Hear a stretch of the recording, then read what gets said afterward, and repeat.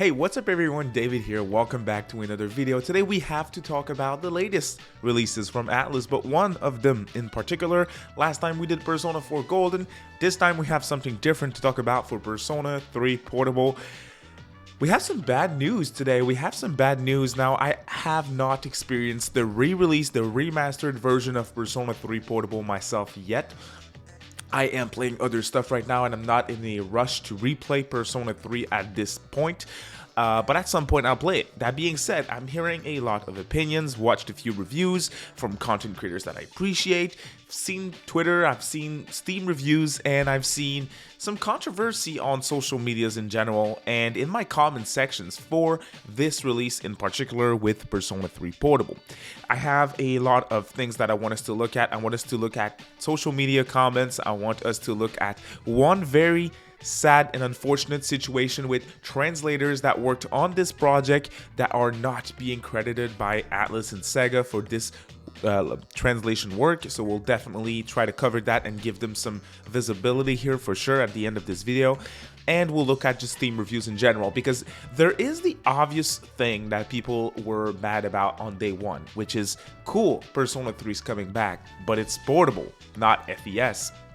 That was a bummer to a lot of people. So I'm not going to focus on that today. That is obviously a controversy that was there day one.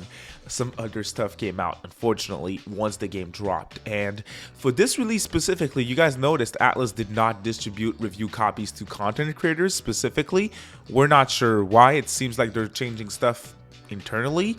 But looking at the quality of this release, it kind of makes you wonder why they decided not to give content creators the opportunity to review the game, and only certain media outlets and not a lot of them too. So very interesting stuff. That being said, let's get right into it. We'll start with Steam reviews for this game and what people had to say. So I picked a few reviews that I feel are interesting for us to look at. All right, so we have this first review here from Demi-Thick saying, some of the sound effects sound worse than the PSP version. It sounds like they're playing underwater. And that is a comment that kept coming back in reviews, that the sound quality for this game specifically is really atrocious, both for sound effects, visual, audio effects, and sound clips when characters are talking. The music in dungeon as well is like extremely compressed. Kind of makes you wonder if they touched the audio for this remastered release, or if they just brought back the PSP audio, which would explain the quality. This is surprising, but at the same time it's not, because if you look at Nocturne HD, which is clearly a port that had more money put into it, it had similar issues. The soundtrack was still the good soundtrack that you like, but it was still in that PS2 full compressed quality. So I think this is where they're coming from here with Demi-Thick. The other review that I wanted us to look at is from Totally Mako saying, to preface, I've already played through Persona 3 before. I'm really not a fan of the AI upscaling that has blatantly been used across the board in this remaster.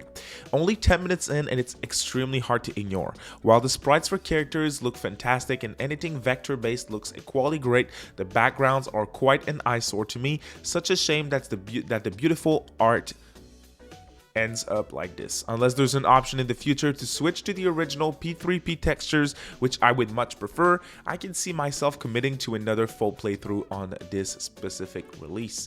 And that is a comment that I think is very interesting, because if you look at it, they're saying they like the game, they don't really have a problem with the portable version of the game, but they'd rather play the original than this remastered version, because the AI upscaling and the AI enhancements that they did stands out versus other background effects that were not touched, that were not enhanced, so it looks weird on screen. And that is the main complaint that I kept hearing online.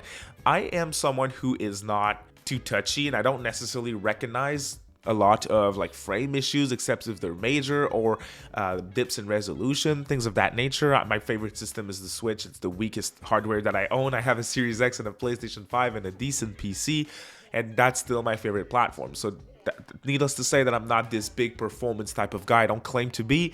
I still can notice what they're talking about, and I can see how, to someone who is very much into visuals and they want their games to look as good as possible, which is understandable, right?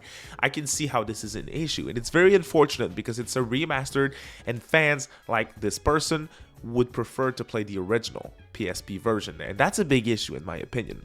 Next one is from That Freeze, and that is our last Steam review for today. This is the most frustrating remaster I've ever seen. Developers screwed up everything. While the overall art is looking quite great, the backgrounds, however, look like absolute trash, and you can't just not pay attention to it since it's always right in your face.